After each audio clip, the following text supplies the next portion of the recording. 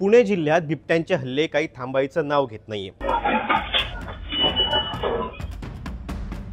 ताजी घटना आहे खेड शिवारातली।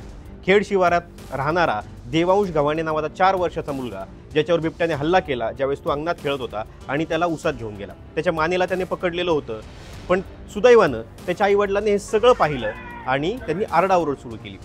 या आरडाओरडीनंतर बिबट्या तिथे थांबला, त्याने मुलाला फेकलं आणि तो उसात पळून गेला। आता जे तुम्ही व्हिज्युअल पाहताय ते देवांश गव्हाणेचे त्यावेळेस ज्यावेळेस त्याला जिल्हा रुग्णालयात दाखल केले गेलं। त्याच्या मानेवर झालेल्या जखमा आणि त्याच्या चेहऱ्यावर झालेल्या जखमा तुम्ही पहा। कशा प्रकारे बिबट्याने त्याला पकडलं असेल आणि त्याचे आईवडील आले नसते तर त्याची अवस्था काय झाली असती याचा तुम्ही विचार करा।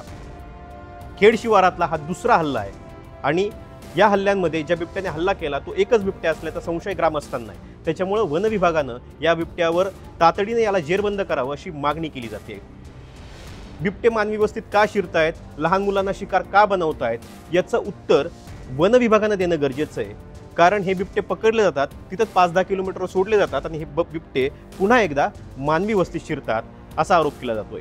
बिबट्यांसाठीची जंगलं सुरक्षित नाहीयेत, तिथं अमाप वनतोड होते, तिथलं शिकार त्यांचं संपत चाललंय आणि परिणामी ते मानवी वस्तीत शिरतात, कुत्र्यांना शिकार बनवतात आणि लहान मुलंही त्यांची शिकार होत आहेत। याची उत्तरं वन विभागाने देणं गरजेचं आहे आणि तुम्हाला याच्याबद्दल काय वाटतं हे कमेंट बॉक्समध्ये नक्की सांगा आणि असेच माहितीपूर्ण व्हिडिओ पाहण्यासाठी टाइम्स नाऊ मराठीला फॉलो आणि सबस्क्राईब करायला विसरू नका।